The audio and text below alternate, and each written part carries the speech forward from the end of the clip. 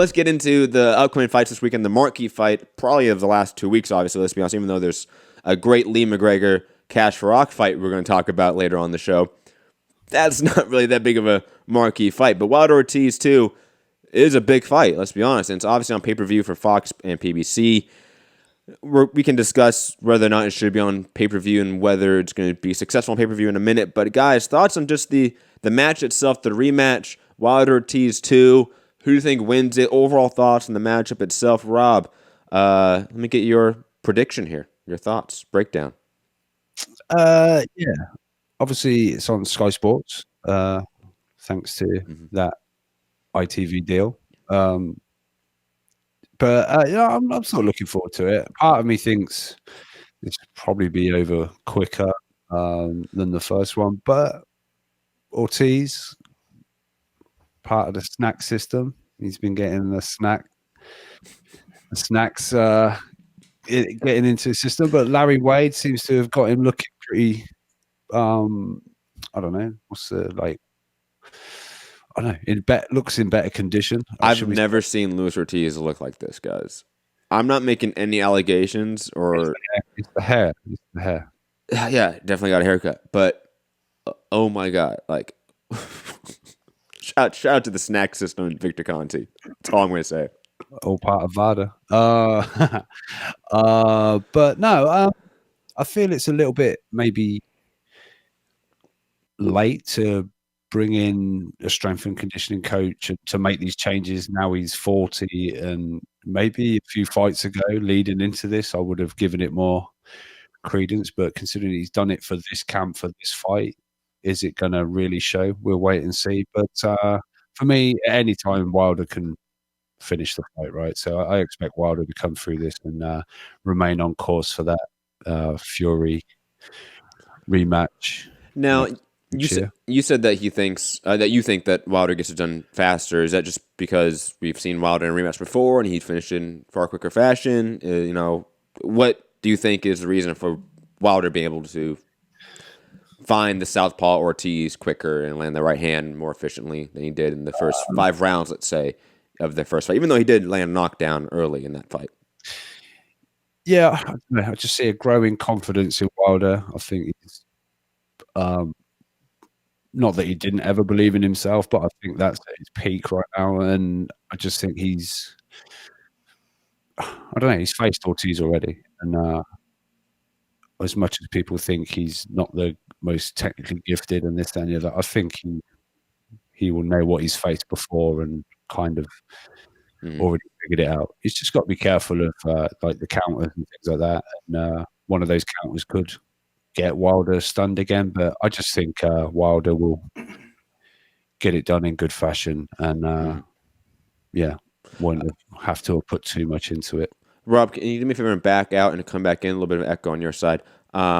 Gary, let me get your quick prediction and thoughts on this fight. I mean, do you agree with Rob here that the fight gets over in quicker fashion? Do you think Wilder finds his target with more ease in this rematch, or do you see it being another hard fight for Deontay Wilder? No, I think it's going to be most of the same. I think Ortiz is going to be winning the fight until he gets knocked out. Ortiz is the better fighter. He's the better boxer, but he can't get on the inside and do work.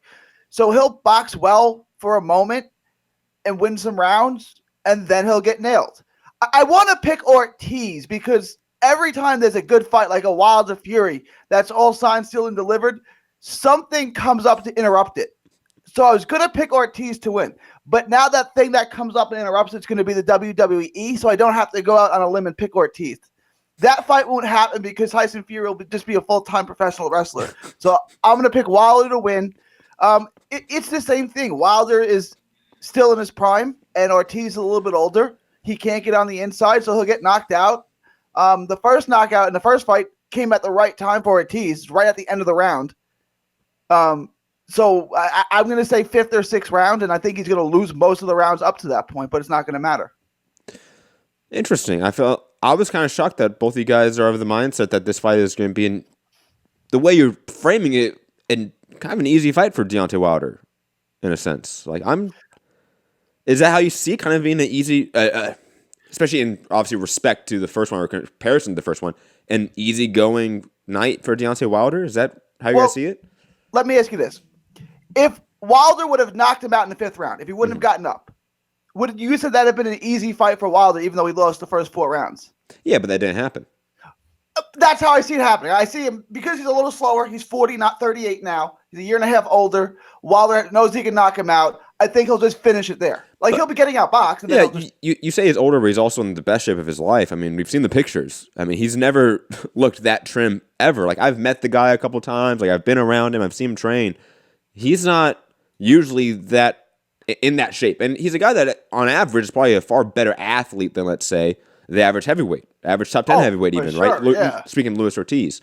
He's nimble, he's quick on his feet, he's pretty fast, and plus, he has power, he's explosive. Like, he does sort of play into an athletic build, but he's never had a true athletic build. Now he does at 40. We've seen guys put it on late and have a career renaissance in their 40s or late 30s. Luis Ortiz is a guy that's entered the pro game a little bit later than others, is a guy that also really hasn't faced or had a lot of punishment since the first Deontay Wilder fight. Maybe he went a little bit too many rounds with, I think, was it Christian Hammer? Allen. Yeah, it was Hammer, right? Dave Allen. No, that was before the Wilder fight. I'm talking about after the Wilder fight. Oh, yeah. He might have went round with these people, but he never really got damage in these fights. So I don't know. And again, we're talking about Wilder, a guy that really, has he progressed in technical skill? Has he progressed in anything? Or is he still the same Wilder that Luis Ortiz fought and was able to outbox for periods of time in the first fight? No, it's the same Ortiz. I mean, it's the same Wilder, right? It's the same Wilder. He hasn't changed anything that I can see. I mean, his jab was good in that fight too. But he's not going to use his jab that much against the southpaw. I would, it's mostly going to be looking to set up the right hand. Look, I'm going to grant you this. If Ortiz is on the steroids and he can get on the inside and not fatigue, he can win the fight. He can. So that's like a big if. Like if he can, because if he can get inside, that would be a shot. That would change everything. The steroids and I like how you're like, if he's on steroids and he gets on the inside. And if Wilder's got both hands, I will say this. We talked about Ortiz needing it on the inside. What do we think about Wilder's inside game? We talk about like long fighters having issues with obviously the inside game. Some long fighters like a Jarrett Hurd excel on the inside more so than others, right? They sort of are the atypical inverse of the stereotype of a long, rangy fighter being awkward on the inside. Do you guys see Wilder having more success on the inside with Luis Ortiz here? No, or do you think it's just gonna be a fight out? Do you think it's just gonna be a fight out range, and it's gonna first shot that lands, it's gonna hurt Ortiz, and it's gonna be quickly finished after that? Yeah, I think it'll be more clinical this time. But who knows? Look, this is the heavyweight division. But my thing with Wilder, like he likes to tell everyone, these guys have to be perfect for 12 rounds. I just need to be perfect for 2 seconds. And even through like the whole Fury fight, you just any minute, if he lands one of these, it could be over. Now, obviously, in that fight, it wasn't, but that equalizes there, which that knockdown in the 12th round against Fury actually turned out to be the equalizer as far as the result was. Yeah, definitely. You know what I mean? That's how the fight was deemed after that round had finished. So even though it wasn't, but get off that, Rob. It's in the past, Rob. Let it go. Let it go. Let it go. But I think Wilder will want to keep it fairly rangy. I think that's where his shots are most effective. But like Gary said, to get inside is to nullify that. So Ortiz, if he can, needs to, really shorten it up. But he didn't manage to get the job done, right? He hurt Wilder, and he tried to get in close and let his shots off. And to his credit, Wilder did kind of, yes, he was on shaky legs and was kind of looking to maybe try and hang on and whatever. But Ortiz couldn't, Wilder sort of rolled things and was moving and kept his wits about him as best as possible. But Ortiz just couldn't I don't know what you're looking around for. Yo, Like, look, dude, like I'm worried about like invasion of the body snatchers right now because who is this person giving props to Deontay Wilder right now? I know what you're saying. They're coming to get me next. I guarantee it. No, but that's just how I feel. I thought Ortiz had his chance and he couldn't do it, and Wilder got through it. Yeah, he got a little bit of extra time at the end of the round or the start of the next one, but that's New York regulation. Is like a stipulation or whatever used in. Is it only in New York or is it across? Well, it's used other places now, yes. right? Other places have adopted it, but New York was definitely the trend center for, hey, you get the full rest, but then you get a full doctor's checkout to add time to it. But I think that's a good thing overall. It's a good regulation because it's the same as a cut, right? If you get a cut, a bad cut, they usually give you a minute to work on it, and then the doctor comes and looks at it. So why would this be different? I mean, I think it's a good regulation. No, honestly. I absolutely agree, and I think it's been evident in New York's overall landscape that it's been beneficial. Same with, I think, the medical insurance policy. I know it's hurt low-level boxing club shows, but I think on the high end for these types of shows, it's important to have that safety net for these fighters. Same with like California's like boxing pension. I think it's a great safety net for some of these guys. But digressing from that point, my prediction on the fight, I think this is going to be a tough fight for Deontay Wilder. I can definitely see why you guys think it's going to be an easier night for Wilder. I can definitely see it being an easier night for Deontay Wilder. If it is that first 4 rounds where not a lot happens and Wilder just lands a right hand because it's the southpaw and both guys can't get the jab going, and then bam, the fight changes and there's a minute and a half on the clock and Wilder has time to swarm him. Wilder's one of the best finishers in the game. Like that I think is clear. Like he does swarm people and unload some of his best shots actually after he hurts people. Like Joshua, like Chris Mannix said, right? Yeah. Good one. I think Wilder's going to get hurt again in this fight. I think Luis Ortiz is criminally underrated. I think he is the more nimble fighter. I think he has better footwork than Wilder. I think he throws better combinations than Wilder. I think he has better shot selection than Wilder. One thing he doesn't have more than Wilder is the intangibles, as in like physique, reach, height, stuff like that. Plus timing. I think Wilder has impeccable timing, to be honest. I think things that hurt him is that he doesn't really know what shot to throw at the right times. But his timing is there. He knows when the opening is there to throw a shot. He may just not throw the right shot with the right technique. What do you think to, speaking of technique, Ortiz was saying about a lot of Wilder's shots being illegal, or like cuffing inside of the glove and, when he gets a little crazy and it's I don't mind slapping shots like that. I know like some people want to say that's cuffing and illegal, but like I don't see that being illegal. That's just a slapping shot in my opinion. And that happens quite often. But I think regardless, I think what we've seen is that this divide in the heavyweight division is far closer than we thought. It's not this clear top 3 and then everyone's below them. No, all these guys can probably beat these top 3 guys on any given night, especially that top 15 range. And Luis Ortiz is one of those guys. He could beat a Tyson Fury, a Deontay Wilder, a AJ, and now obviously Andy Ruiz has now positioned himself in that conversation on any given night. So I think this is going to be an extremely tough fight. I see Luis Ortiz having a far better physique in this matchup, better shape, better cardio. That hurt him significantly in the first fight. So this is going to be a tough night for Wilder. I think he wins it ultimately in a late TKO, KO win, probably even later than the first fight. I think this fight's going to be a little more competitive throughout, and there's going to be more consistent action throughout. I think this is going to be a better fight too, to be honest. But I see this being a struggle for Wilder. I wanted to reference one thing, and me and Matt have always been fans of King Kong Ortiz. Of course. When you were on Name Redacted, Name Redacted saying this was going to be an easy fight and King Kong wasn't really any good. And we're like, no, we'll pick Wilder, but Ortiz is a better boxer. If this was a chess match, Ortiz wins. It's just if this is a 6-round amateur fight, Ortiz wins. Yeah. My concern in the first fight was that I think Ortiz can do just fine, but eventually he's going to fade. And you saw him fade in his last fight. Yes. He won every round except for the last round. And I don't care that he doesn't get knockouts. My problem was that he faded late. I agree. And if he fades against Wilder, now you're saying, okay, he's in much better condition now. Mm-hmm. I would agree. If he cannot fade, he has a very good chance to win this fight. I just can't see that at 40 years old, him sustaining it for 12 rounds. Like I said, I don't think he wins this fight. I think it just goes longer than the first fight, and it's a better fight. Why? I think both guys, in theory, need to have improved. I think what we've seen in the fight camp PBC programming, Wilder's been working the body in camp a lot. So hopefully we see him start implementing that right hand to the body and left hook to the liver. For the love of God, please, Wilder, hook off that jab into the body. Please. Yeah, I think KSI and Logan Paul were taught how to throw body shots, but when that bell goes, it's just going to turn into the usual shit. You know what I mean? I'm not trying to that level, but I'm just saying when that bell goes, I think with Wilder, sometimes the game plan kind of goes out the window. And plus, I mean, if this fight gets into any sort of heated exchanges, Wilder's not going to go to the body and think about that. It's not drilled in him the same way that some other guys are.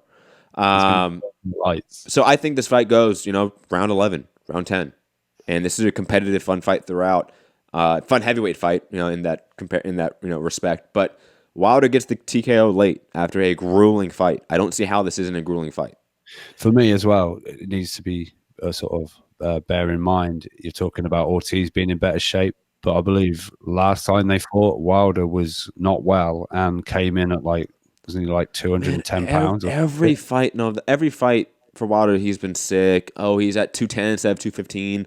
Oh, this guy's falling. He's fine. He's a skinny dude. He's going to be 225, something like that. If he is, I've never put stock into that argument. Fuck that argument. I'm just saying. I know you aren't. He's going to be in better shape as well, I think, personally. I think he'd be in the same shape as he was in the Brazil fight. I think it largely doesn't matter, to be honest. I think he's hovered around that 215 to 225 range his entire career. He's a guy that fluctuates within that 10-pound range. It's not that big of a deal to me. Because I don't see that extra 10 pounds having an effect on the fight, if it is. No. And another thing, I think Fury made Wilder miss a lot, and he looked like he was fading a bit. Wilder looked a bit laboured after, when you're missing shots. That's very draining as well. But I don't think Ortiz is the kind of guy that makes you slip shots. He doesn't slip shots as much. I think he's not like a Fury with the waist movement and he's not moving the head a little bit, but not Fury was dipping at the waist, and the waist movement and upper body movement, and that was making Wilder miss a lot. But I think Ortiz will take a little bit more shots. No, Ortiz doesn't have head movement like Wilder does, but he does slip shots, right to left, but he mostly picks off shots. Right now, he mostly picks them off. He kind of has that, not to the same degree, obviously, but that southpaw head movement like Usyk has, where it's not really head movement, just slipping off the center line slightly left or right, just sort of roll with shots, kind of parry with it at the same time. It's not exaggerated head movement per se, like a Tevin Farmer, let's say. Really exaggerated movement. Not saying that's a bad thing. That's just how his style of defense is and his head movement is. Ortiz is much more minimalistic in terms of style and defensive flair. Am I the only one that wants Ortiz to win? Because I would love an Ortiz-Usyk heavyweight title fight. That would be heavyweight boxing at its absolute highest level. No, I don't want that. No one wants that except for me. Yeah, I've always been enough to mind. I wouldn't mind. It would be quite amusing. I wouldn't mind it. I wouldn't mind a Ortiz Andy Ruiz unification for all the belts. Fight. Yeah, if that were to happen, right? I wouldn't mind that if that were to happen. But that would land on the Premier Network, right? Yeah, so obviously that'd be a Fox pay-per-view. But let's be honest. I mean, you can't honestly say you would rather have those two guys fight for the undisputed belts than AJ Wilder. That's clearly the better fight, the bigger fight, has more meaning to the division, has more stakes in it. I'd probably be less nervous watching one of the other opponents. Well, maybe, of course you would be. Yeah, that's for sure. But no, we went through. I don't see if we're going to get that fight. That means months and months of fucking negotiation bullshit shows. Deal with it. You got to deal with it. We did once for 2 years. Yeah, but we come back to it. I had dark hair then and actual hair. Moving on, co-main event. Lewis. Oh no, not co-main event. That's not the co-main event. Leo Santa Cruz is the co-main event. Sorry, versus Miguel Flores. Guys, thoughts on Leo Santa Cruz versus Miguel Flores? Gary, This is more of your beat. Miguel Flores is Texas tough. Don't sleep on him. Look, Flores should be a sizable underdog, right? Like, and Santa Cruz should be the favorite, and Santa Cruz should win. But I don't think people are respecting Flores because Flores is a good fighter. Like, No, he is. look, he lost to a guy named Win. Okay, I mean, I don't know what you make of that, and that was a nationally televised fight, which is not a good look. And then he lost to Avalos, but that was due to a cut, and he was winning every round. He lost, so whatever. But the only real legitimate loss, I mean, I guess they're both legitimate losses. What I'm saying is he lost one fight due to a cut in a fight that he was dominating. And then he got knocked out to a guy named Win. Other than that, like, the guy is good. He's a good boxer. He's got he's got enough snap in his punches. I don't think this is going to be a blowout. A one-sided blowout is what I'm saying. I think Flores is going to be game. Do you think this fight goes to decision? Yes. Okay. I can see it. Like, Leo's not the heaviest hitter. I mean, he's a volume guy. Not. He's a volume guy. But Leo, I mean, he has definitely become a far better boxer as he's gotten older. Like, that's something that's been really surprising about him as a fighter, is that he's become a great technical boxer on top of being a volume pressure forward guy. And you're right. Like, Miguel Flores is not a bad fighter. He's not he's no bum, nothing like that. Of course not. No, he's a decent top 20, 25 guy ranked, right? Probably in that top range. 20, easy, 15 to 20. Yeah, sure, whatever. Okay. I mean, it's, yeah, like, you can say that. Like, I have no argument against that. You're just fine. It's not like 130 is a deep division. No, of course you can put him in the top 15. I just think Leo is far better than a lot of these guys in the division. And really, this ultimately, more so than just being, like, for me, this issue for this fight is not that it's uncompetitive, because I think it's a decently competitive fight for what it is. It's that it's an uninteresting matchup. And that's the concerning part. Like, we've now had Leo in numerous fights that just do nothing for him as a brand, as a sort of a legacy. Like, this fight does nothing for him. It feels like an in-between step-up fight, not step-up, but an in-between fight for something that's bigger, like Gervonta Davis or Gary Russell Jr. That's never going to happen. And that's why I'm more upset about this matchup. Not that it's a squash match. I don't think it really is, to be honest. The bookies don't agree, but I know the bookies don't agree, but I think this is a far closer matchup than the bookies think it is. It's like, what, 10 to 1? Wow, really? it's 100 to 1 here on. So a minus, what's that? Anyway, Miguel Flores is a plus 1600. 16 to 1. Oh, last time I saw it was like plus 1,000. So I was like, damn, it ran up almost twice. I think it's far closer than that. I mean, this is like a 5-1 matchup in my opinion. But ultimately, like, it's just not a fun fight. Like, it might be fun in terms of entertainment value, but it's not an exciting matchup on paper. It does nothing for me. It does nothing for Leo. So that's why this fight ultimately is a bad matchup. You know, if you're a gambler, those odds are worth the risk. Maybe look at like the decision odds, not maybe. Like, what's Leo by decision? Plus 300? I haven't got that in one sec. I bet that prop odd would be the one to go down, to be honest. Who made Santa Cruz that big of a favorite? Was it Fu? Yeah, it must be, right? Shout out to Fu's love affection for Leo Santa Cruz. Moving on. Luis Nery versus Emmanuel Rodriguez. This is a good matchup. This is I think Leo Santa Cruz wins easy, by the way. Did I not go to you? Did I apologize? No, that's fine. I'm sorry. Rob, I apologize. I'm sick. Don't be mad at me. I have a lot of cough syrup in me. I'm, a little bit out there. What are your thoughts on Leo Santa Cruz, Miguel Flores? I apologize, Rob. Yeah, no, I said it's fine. I'm not really that interested in it. It's just another Leo Santa Cruz fight. On the conversation of like fights that would get me excited, what fights would get you excited for Leo Santa Cruz? Just actual like champion, and like would Andrew Cancio, would that be a fun matchup with Leo Santa Cruz? Would you get hyped for that one? Even though that's a hardcore matchup. I know Gary says yes, but we're hardcores, Gary. Like yeah, no, I like Cancio. But yeah, no, I don't know. I'm kind of past Leo. He never gave the trilogy, so who cares about his career anymore? I think Cancio could win that fight, by the way, but that's off topic. Like that would be a great fight. I think Cancio could win. But like I always was a Mares guy. Like I was a big Mares fan. Yeah, so like Santa Cruz is kind of like I don't dislike him. Like he's a good fighter. He's a fun fighter. Just like I was always a big Mares fan. So like, no, I understand, and I think Cancio is like the new age Mares in a way. I'm just gonna put that out there, especially if he starts being a better boxer. He can look a lot like Mares. But digress from that. Luis Nery, Manny Rodriguez, a really fun matchup in the bantamweight division. Possibly really a throw him to the wolves sort of matchup with Manny Rodriguez. Like coming off the loss to Inoue, goes straight to Luis Nery.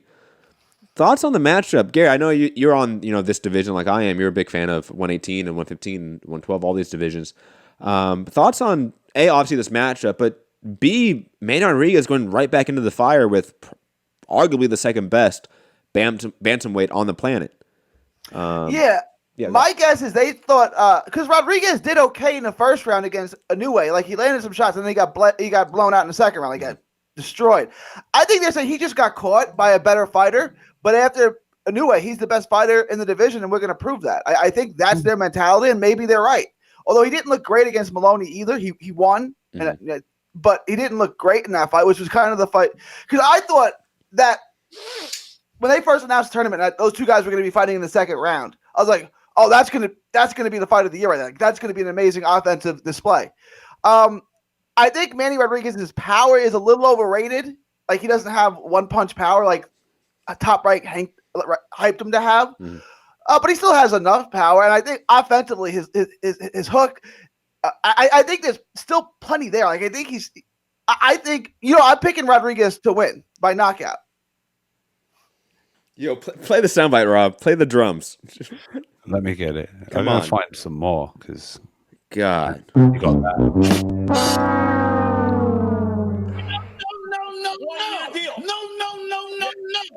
No. Hell no. For what? You disrespect boxing, you piece of shit? Gary. Calling you stupid would be an insult to stupid people. Gary. I don't know why. Like, do you remember the hype that came along with Manny Rodriguez when he was coming up? Like, I thought there was smoke with it. There was fire there too. Like, it wasn't just a smoke job. Like, he was good. I'm not saying no. Like, I'm not saying he's not good.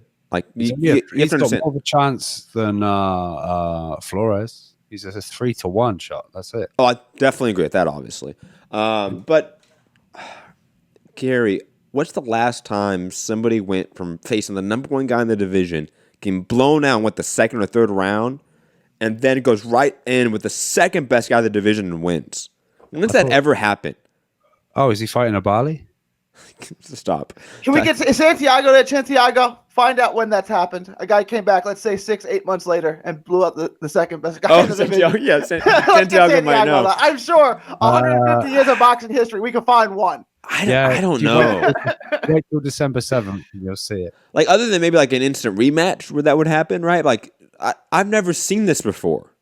Like, this is not the way to rebuild after a huge loss and a KO loss. This is not how you do it. On top of it, it's a quick turnaround from that loss as well. And again, Manny Rodriguez, I would not say is the better boxer or heavier hitter than Luis Nery. I don't know if that's the case. He might have a better left hook than Nery. Might have a more compact hook, right? But Nery is a devastating hitter. He's the guy that beat Yamanaka, the best guy in the division at the time, and beat him twice, even though one of them was on clenbuterol, which I think is not a big deal. But digressing from that, one time he missed weight. I forgot about that time too. I still think he is by far and away the better fighter than Manny Rodriguez. Has proven it against better competition, and his power has been proven against elite competition. Manny Rodriguez has literally never fought someone in the top 10. Maybe Maloney. Obviously, he fought Inoue, but lost. But I wouldn't even consider Maloney a top 10 guy because he's completely unproven as well. It's Maloney and Butler, and then before that, he was fed the top-ranked guy. All the names you see them put everyone in the ring with, right?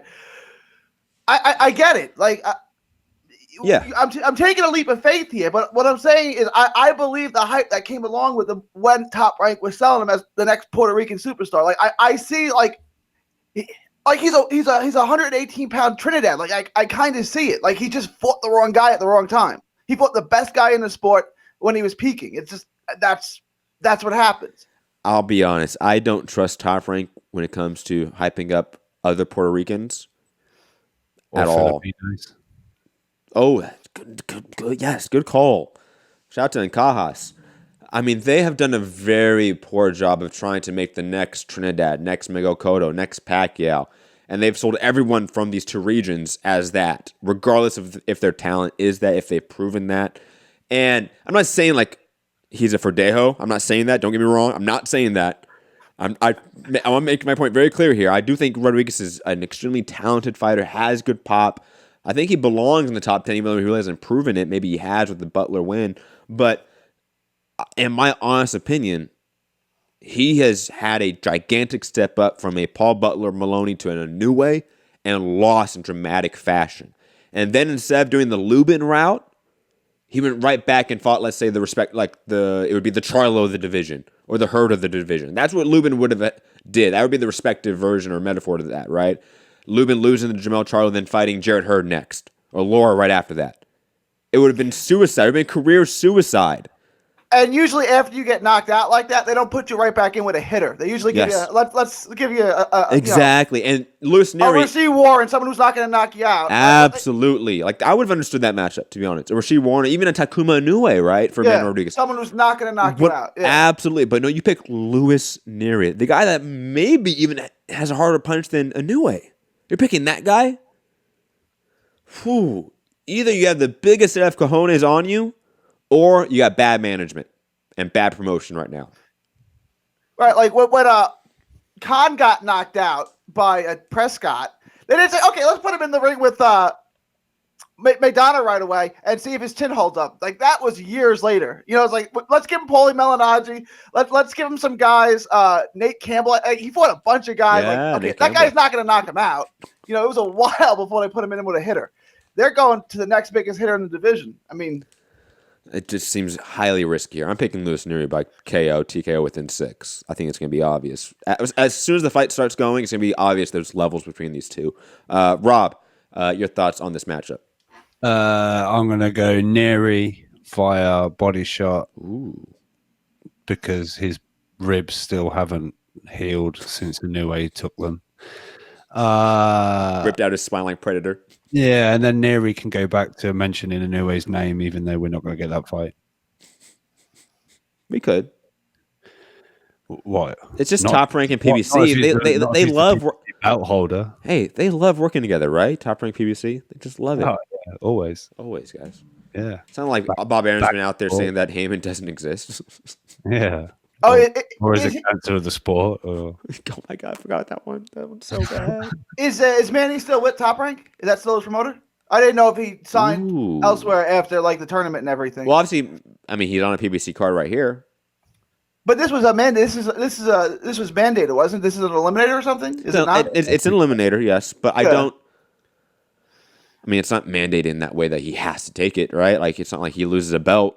Right. You know, like I think he could have said, "Nah, I'm good," if he wanted to. But he's going to win the fight, and then his career's right back where it was before the Inoue fight. If he beats Neri, then somehow beats Obali, it's an amazing turnaround for Maynard Rodriguez. But it's not happening. Somehow beats Obali. You say it like it's fucking Mount Everest. I don't know why you think Obali. No. Beating those two in a row, that's Mount Everest. After losing to Inoue, that's impossible. Like I'm not saying you can't beat Obali. I'm saying you can't lose to Naoya Inoue by destruction and then go right into Luis Neri, beat him, and then fight Obali and beat him. Like that's impossible. Like I'm sorry, Manuel Rodriguez. Like there are limits to what the human body can do and sustain. That's not it. But any other thoughts on Luis Neri, Manuel Rodriguez? Or do you want to go to another one of Gary's favorite fighters? Brandon Figueroa versus Julio Ceja. Well, I don't like that this fight's coming off of Ceja with a 2-fight losing streak. This is a decent matchup and a name, let's say, for Brandon Figueroa to fight. Should be a fun matchup, but Figueroa should win this one, I think, within 8 rounds, I'll say, maybe 7 rounds. I think this is going to be a good inside fight, but I do think Figueroa is going to get hit a lot in this matchup, so that'll be interesting to see. I think he really hasn't been hit enough in his career, and Ceja is going to hit him, and that'll be fun to see just him react to that. He's a young guy, great, undefeated resume at this point in time, but I feel like he really hasn't faced a guy that's thought he could win. And Ceja, even though he's on a 2-fight losing streak, will think he can win. So I like this matchup. Beside that fact, Gary, I know, again, Figueroa's your guy. That's one of, if not my favorite fighter in the world right there. Yeah, Virgil Ortiz is a little bit jealous right now. Virgil Ortiz. Jermell Charlo's had to take a back seat because of his less. I can't defend him anymore. Like, he has to go out and look good again. I can't sit here and defend him anymore. Needs you to defend him right now. Tony Harrison is Jamal. Oh, I thought you said Jamal. Sorry. I think Gary did, but it's okay. Oh, did I say Jamal? Jamal Charlo. You did. It's all right.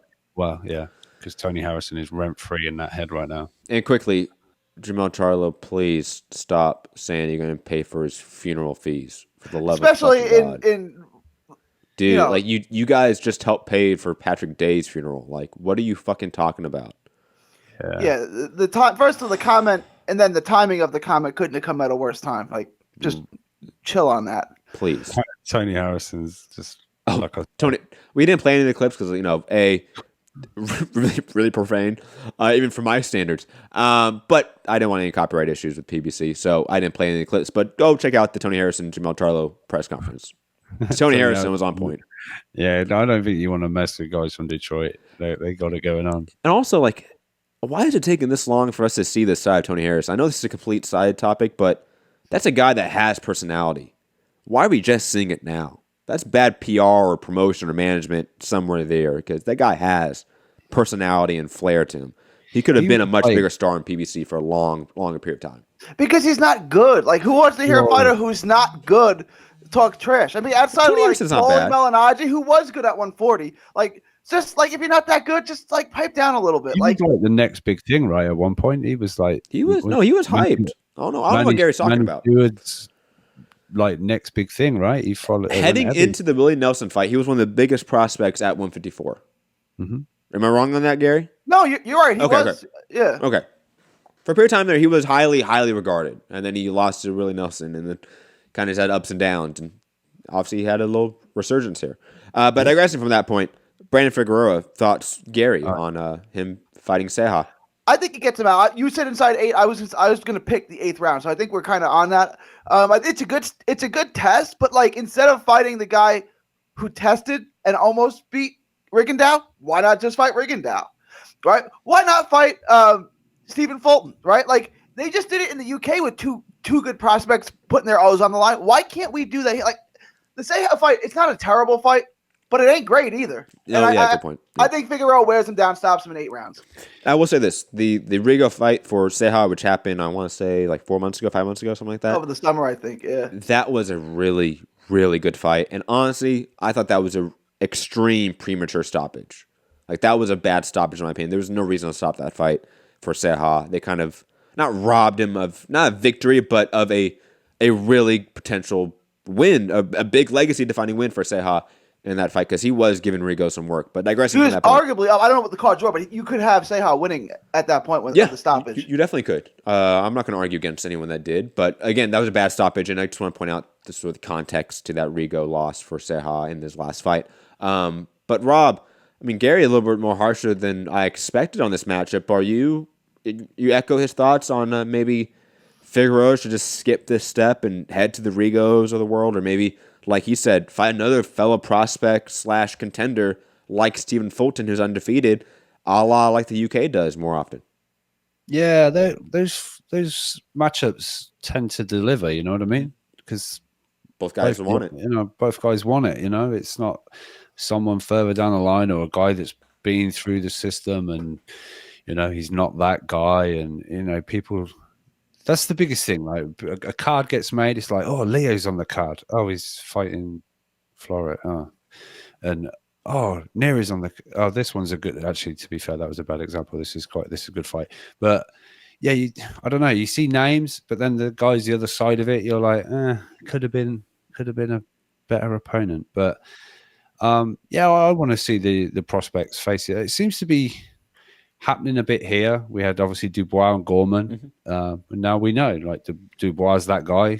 Gorman's got to come again, but they're young enough to come again. It's no big deal. This whole O thing is a real, we had it. My guy Fowler, him and Fitzgerald. Yeah.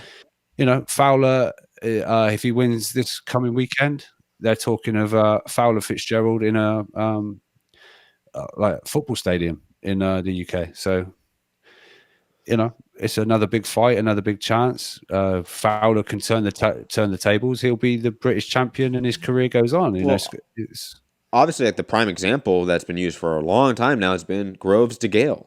When they both both fight each other when they were undefeated and went on world champions. Yeah, and had really good careers. Like, I'm not going to say Hall of Fame careers, but they had really good careers after that. So like it doesn't matter, guys.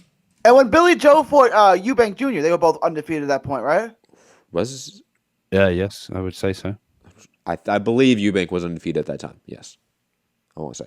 By the way, Gary, that same judge that with your scorecard for the upcoming fight we're going to talk about, he had Eubank. He scored that Eubank winning by 3 rounds. Okay, so he's not Alejandro Roshin. He can once in a while get a card right, which is good. He done Wilder Fury a draw. Yeah, so he can once in a while get a scorecard right. So we can keep him on a probationary period. No, he's still on the shit list. I think 90% of the judges should just be on a shit list, period. And then, like, the 10%, we just don't know who their names are. We just don't care about them. They're not that bad a card. They do a card where it's not worthy of remembering their name. Yeah. If you don't remember the card, it's probably a sign that was a good card. Same with, like, reffing. If you don't remember who the ref was in a fight, they've done their job. They've done their job. Yes, absolutely agree with that, Rob. Same with most sports with the referee. Yes. Soccer, everything. Yeah, it's all like your offensive lineman. Like, you don't notice him unless he's done something terrible, right? Unless he got a holding penalty or forgot to block someone and the quarterback got killed. Like, who keeps posting this yardage? Yeah. Right. Some quick undercard fights. Some of these are going to be on FS2, and some of these are the rest of them I think are going to be on YouTube or Facebook for PBC, I believe. Ludin Bartholomew on the card, Omar Juarez, Marcellus Wilder, and Vito Malinicki Jr., that East Coast prospect I know everyone's been hyped on. But not the deepest undercard after that main card, to be honest. That main card is a decent, fun main card. I cannot wait to watch it. Now, guys, it's pay-per-view now. Obviously, the rematch is not on regular TV or premium cable, at least, like Showtime, the first fight was. It's on Fox. It's pay-per-view. Gary, I know this question is more for you since it affects you, not Rob. Thoughts on this fight being pay-per-view and the first fight not, and that difference? And on top of it, what do you think the buy rate is going to be for Wilder's first pay-per-view four-way into the Fox PBC relationship? I think it's going to do well, and people are going to be surprised when I say it does better than the Fury fight, because Fury's such a bigger star than Ortiz. But Fox is doing this right. Like, I'm seeing more Ortiz Wilder commercials. It's like watching football on Fox. I saw that commercial 5 times. It's like the Your Pillow guy, right? It's like if you keep bombarding me with it, I guess I'll buy it, right? So they're really going heavy into the emotion. I think it does at least 400.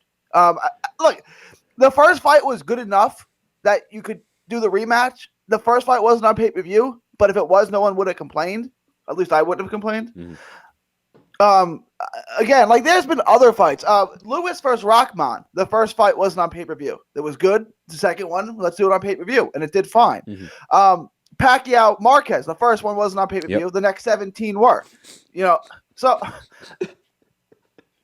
that's true. No, you're right. I think the same Barrera and Morales. Yes. I'm sure Santiago will fact check me on that, but I'm pretty sure the first one on that wasn't on pay-per-view either. So, I mean, it's not uncommon. It's not totally uncommon that these things happen. I think it does a fine pay-per-view number because Fox is doing a good job promoting it. And again, the first fight was a good fight. It's good enough to do again. So I'm not opposed to it. No, I agree with you guys. I agree with you, Gary. Not you guys. Robert didn't say anything. Sorry. So I'm trying to fix Blog Talk here at the same time. That cough syrup, man. That Dayquil. Good shit. But Gary, I definitely agree with the idea that this does better than the Fury fight because the Showtime and Fox difference in terms of promotional or marketing presence in the entertainment landscape is just different. It's vastly different. And on top of it, I do think the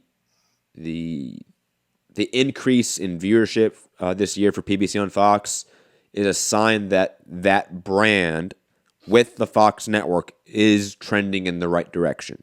It's one of the few things this year in terms of promotion or / network relationship that's seen an improvement in numbers from last year. It's the only one, really. ESPN's down and Showtime's down. Obviously, we don't have ESPN Plus or DAZN numbers, but beside that point, everything else is down that we know of except for Fox. And if that's any sign, that means that numbers are going in a higher direction. We know, obviously, the Spence Porter fight did above market prediction because most people thought that was going to do worse than the Mikey fight, but it did around the same, if not a little bit better. So I'm of the mindset that this is going to be a successful pay-per-view. Wilder is perhaps the biggest PBC star they have besides Manny Pacquiao, and can maybe make a point in 2019. Wilder is the more valuable property than Manny Pacquiao right now. You may make that argument. Given the opponent, right? Like, given the opponent, Pacquiao of course, yes. fought Mayweather, of course, Pacquiao's in a different equation, but that's dependent on the opponent, of course, right? Wilder against a no-name opponent. Like, if Wilder fought Dominic Brazil and Pacquiao fought, give me a nondescript 147-pounder. Shit. Andre Berto? Josh Kelly. Andre Berto, right? One of those guys? Wilder sells more. Yeah. I think. Yeah. Yeah, I at this point in time, I think it does. Why are you doing my boy Josh like that? Okay, Ray Robinson. He fights Ray Robinson. Pacquiao fights Ray Robinson. Yeah. Wilder sells more. Absolutely.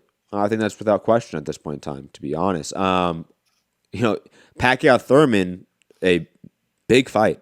Think about it. Like, if Pacquiao Thurman happened in some sort of time capsule in 2008, it does over 1 million buys, right?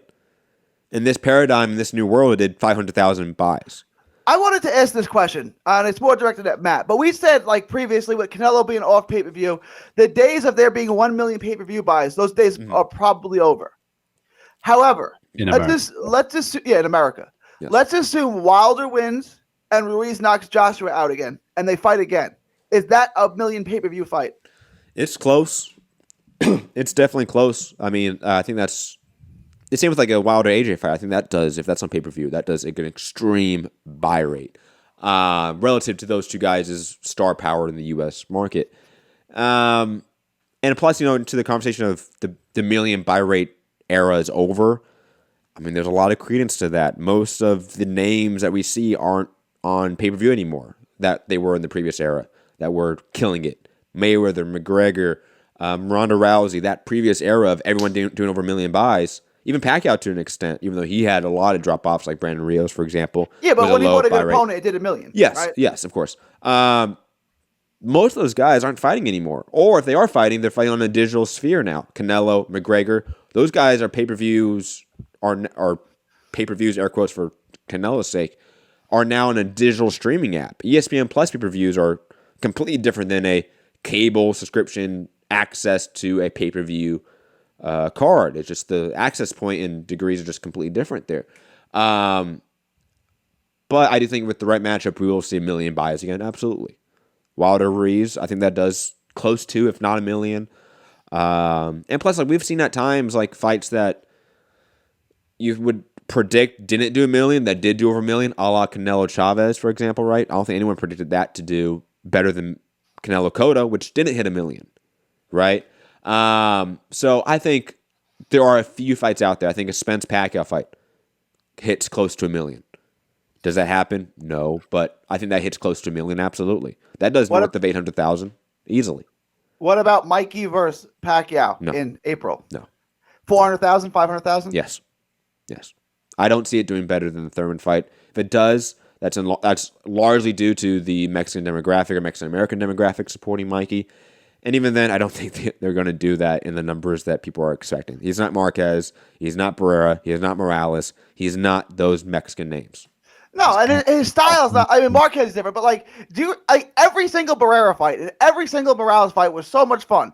right? And then they fought each other. And it was like 3 of the greatest fights you ever saw. Like, it was that was the perfect storm for the 126-pound division. You get these 3 all-time great legendary Hall of Fame fighters all fighting each other, and then this little Filipino hurricane that's knocking everybody out. I mean, that was such a perfect time for that weight division. Like, it made their stars so much bigger. And like I like Mikey, but he's never going to be a star in the Mexican community like Eric Morales or Marco Antonio Barrera. I mean, that's never going to happen. We're going to get to Mikey and Pacquiao later on the show, obviously, with Sean Gibbons coming out talking about Manny Pacquiao's next fight in April, May. But let's get to the next card of the weekend, one that Rob, I know, is hyped on. Or unless, Rob, you want to talk about anything that we've touched on. I thought I might say how many buys I think it'll do and stuff like that. Well, I mean, I just thought you wouldn't care, to be honest, because it's Sky, it's regular Sky over there, it's not pay-per-view over here. But you can give a prediction, of course. I just thought you wouldn't care, to be honest. No, I always give predictions on buys, don't we? Yeah, I guess. But there's definitely times you'd be like, I don't care. No, I always like to have a guess. I think Wilder Ortiz is going to do 350 plus. Obviously I'm not seeing the build up over there. We haven't got Fox, but that's still better than Wilder Fury. Yeah. Oh yeah. It could even, I think it might even get close to the 400,000 buys. I think from what I've seen, everyone seems very impressed with the promotion, the fight camp. Some have had bad things to say about it, but it's done a good job in it to a degree. But some have sort of not been hyped about it, but it's done great numbers. What else was I going to say? I forgot what I was going to say, but yeah, I think it's going to do really well. But didn't the PBC on Fox, didn't that follow the Cowboys game last night, like on Big Fox or whatever? Yeah, I think so. Obviously, I wasn't paying No, it was on against the Cowboys game, which I thought was weird. No, it was on. No, you're right. It was on against the Patriots and the Eagles, right? So Fox went to the fight camp, and CBS had the Eagles versus the Patriots, which is, the Eagles. It was basically their season on the line, and then it's the Patriots, who's everyone either loves or hates to watch. Yeah. So. Okay. I just think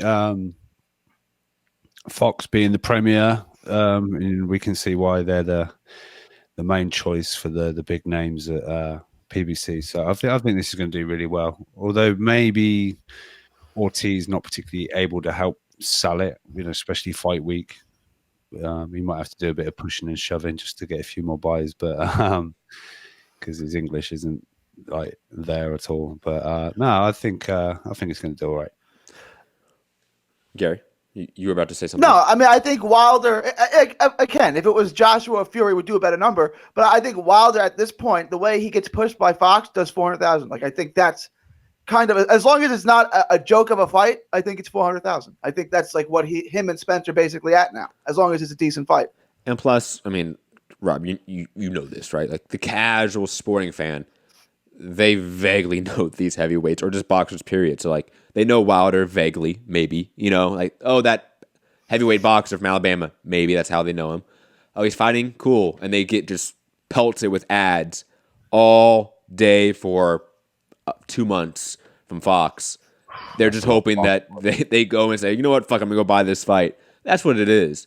I don't think anyone's out there thinking that, a Luis Ortiz, Povetkin, like any of those fights do better or worse than the other. They're all around the same level. The only real B-side, or two guys, I should say, that could be the B-sides that casuals don't know but do sell the fight because of the way they sell the fight, Miller and White.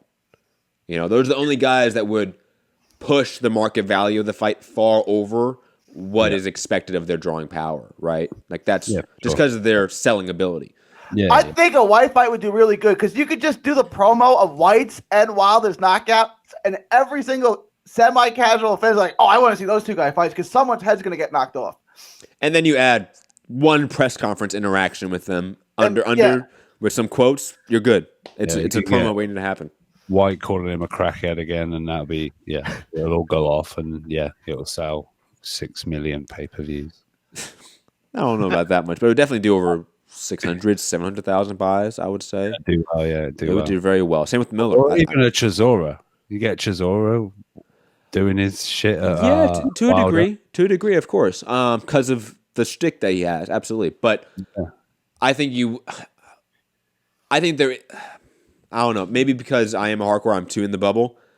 You could still see the levels of skill difference between a White and a Chisora, or a Miller and a Chisora, in my opinion. Like I still think they would be easier to sell than Chisora in some degree. Yeah. Even though, in terms of just pure mouthpiece antics, they're all around the same.